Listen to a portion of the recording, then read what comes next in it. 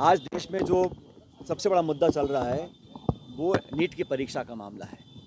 और आप सब जानते हैं कि इस परीक्षा के विवादित होने के कारण लाखों करोड़ों लोगों को, खासकर नौजवानों को बहुत बड़ा सदमा लगा है। और नौजवानों के अंदर जो विश्वास है प्रक्रिया पर, परीक्षा की प्रणाली पर, उस पर बहुत बड़ा सवाल खड़ा हो गया है। और केंद्र सरकार ने जिस तरह शुरू में एक अड़ियल रवैया अपनाया था और बात को मानने से इनकार किया था, अंत में उनको गलती स्वीकार करनी पड़ी। लेकिन अभी तक इस पर जिम्मेदारी तय नहीं की गई है। इस तरह का विश्वासघात, इस तरह का लीपापोती कर कर बचाव करना, ये मैं समझता हूँ शोभा नहीं देता। और नीट वाला इशू है, बाकी जो परीक्षा कैंसिल करी गई हैं, लगातार लोगों में भ्रम फैल रहा है कि हमारा भविष्य सुरक्षित नहीं है। और इस देश में आज रिकॉर्ड अनएम्प्लॉयमेंट है। आज़ाद भारत के इतिहास में सबसे ज़्यादा अगर आज कहीं बेरोज़गारी है, शिक्षित बेरोज़गारी है, तो आज के समय पर है। उसका समाधान ढूंढने के लिए सरकार को काम करना चाहिए था। ये वो सरकार है चुनाव लड़ने से पहले अपने 100 दिन की योजना बना रही थी और ये इतना ओवर कॉन्फिडेंस में काम कर रहे थे। लेकिन जो सबसे महत्वपूर्ण हमारे समाज का हिस्सा है, नौजवान वर्ग है, उनके साथ उन्होंने एक तरह से विश्वासघात किया है। तो इस पर उन्हें पूरी कार्रवाई करनी चाहिए और संकोच नहीं करना चाहिए। कोई कितना बड़ा व्यक्ति भी हो, लेकिन इसकी तह तक पहुंचकर जो लोग इसलिए जिम्मेदार हैं उस पर कार्रवाई करनी चाहिए और लोगों को आश्वस्त करना चाहिए। मुझे लगता है कि सदन के अंदर न सिर्फ राहुल गांधी जी, लेकिन समूचा विपक्ष इस बात को उठाएगा। और ये बात पॉलिटिकल नहीं है, क्योंकि इतने बड़े पैमाने पर इतना बड़ा घपला पहली बार हुआ है और अलग अलग तथ्य सामने आ रहे हैं। जांच के बाद और तथ्य सामने आएंगे, लेकिन सरकार को इस पर पूरी ओवरसाइट रखनी चाहिए और समय समय पर जनता को सूचित करना चाहिए कि उन्होंने क्या कार्रवाई करी है। जहाँ गलती है उसको स्वीकार करना चाहिए। और ये बहुत बड़ा मैं समझता हूँ सरकार से लैप्स हुआ है, जिस तरह नीट की परीक्षा का जो प्रकरण सामने आया है और बाकी जो परीक्षाओं को कैंसिल किया जा रहा है, उस बात का प्रतीक है कि कहीं ना कहीं सिस्टमेटिक फेलियर है। 10 साल से सरकार सत्ता में रही और बहुत सारे आपने स्लोगन्स दिए, भाषण दिए और युवाओं के नाम पर वोट भी लिया। आप परीक्षा पे चर्चा, चाय पे चर्चा, एग्ज़ाम पर चर्चा, लेकिन जो विश्वसनीयता थी उसको कायम करने में कहीं ना कहीं चूक हुई है। इसकी पूरी जिम्मेदारी केंद्र सरकार की है, उनको लेनी चाहिए और करेक्टिव एक्शन बहुत जल्द देना चाहिए। सर, 5 बाई इलेक्शन होने राजस्थान में, क्या स्थिति रहेगी? इंडिया अलायंस रहेगा या फिर? हम लोग हमेशा से एक दूसरे से बात करके चुनाव लड़े हैं। इंडिया अलायंस पहले भी मजबूत था, आज भी मजबूत है और आने वाले समय में और मजबूत होगा। जहाँ जहाँ चुनाव होंगे वहाँ पहले से ही हम लोग अपने सीट जीते हुए थे। इस बार हम और अधिक मार्जिन से सीट जीत कर आएंगे, क्योंकि राज्य सरकार का पिछले कुछ महीनों का जो कार्यकाल है, जो प्रदेश में हालात बने हुए हैं बिजली के, पानी के, तो परेशान हैं और सरकार में कहने का उलझन मुझे दिखती है। तो जनता को अगर मूलभूत सुविधाएं दिलाने में सरकार नाकामयाब हो रही है तो उसका परिणाम भी चुनाव में आएगा और उपचुनाव भी मैं समझता हूँ बहुत मजबूती से हम लोग लड़ेंगे और हम जीतेंगे। और अभी जो कार्रवाई हुई है कोटा में, पॉलिटिकल पार्टी परमिशन लेने के बाद अपना आंदोलन कर रही है। और आंदोलन किसके लिए कर रही है?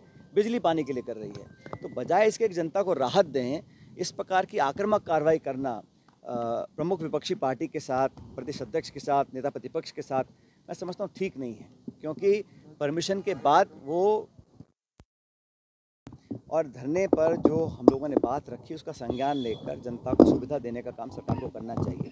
बजाय इसके कि हम बिजली पानी की राहत दें, हम अपने विरोधियों पर आक्रमण करें, उन पर FIR रजिस्टर कर लें। तो ये राजस्थान में इस प्रकार का माहौल पहले कभी हुआ नहीं है और होना भी नहीं चाहिए और ये ठीक नहीं है। और मुझे लगता है कि इस पर कहीं ना कहीं सरकार का जो काम करने का तरीका है वो भी सवाल निशान में आकर खड़ा होता है। सर, ये मछली वर्जन है जो DNA की जांच की बात की राजकुमार रोज को लेकर, पिछली बार जो 150 सांसद एक साथ निलंबित किए गए, एक पक्षीय विधेयक पारित कराए गए। तो आज सदन में कहा गया ना, जब स्पीकर महोदय के निर्वाचन पर बधाई दी जा रही थी तो कहा गया कि पिछली लोकसभा में जब 147 सांसदों को एक दिन में निलंबित किया गया, वो इतिहास के लिए काला दिवस था। तो हम लोग तो संविधान को, लोकतांत्रिक परंपराओं को, पार्लियामेंट्री जो प्रोसीजर्स हैं उसको हमेशा सबसे ऊपर रखते हैं। और जैसे मैंने कहा, मैं उम्मीद करता हूँ कि इस वाले कार्यकाल में उस प्रकार की घटनाएं नहीं होंगी, सबको बोलने का मौका दिया जाएगा। और विपक्ष का संख्या बल जो आज है वो पिछले लोकसभा से बहुत ज़्यादा है। मतलब बहुत सारे लोगों ने इंडिया अलायंस को वोट डाला है और सत्ता पक्ष में विपक्ष में कोई बहुत ज़्यादा गैप नहीं है। इसलिए मनमानी तरीके से काम करना, एक तरफा कार्रवाई करना, मनमानी अपनी जबरदस्ती करना, उस प्रकार की कार्रवाई मैं समझता हूँ पास सरकार नहीं कर पाएगी। उसका ध्यान भी मुझे लगता है स्पीकर महोदय को रखना चाहिए। केजरीवाल जी को सीबीआई ने वापस से अरेस्ट किया है और 5 दिन का रिमांड दिया कि मैं कह रहा हूँ ये तो कोर्ट की कार्रवाई है, लेकिन सब समझ रहे हैं कि पिछली सरकार के कार्यकाल में जो दमनकालिक अपनी नीतियाँ अपनाई थी उसमें एजेंसी का दुरुपयोग किया गया था, और शायद ही कोई भारत सरकार की एजेंसी थी जिसका दुरुपयोग नहीं किया गया।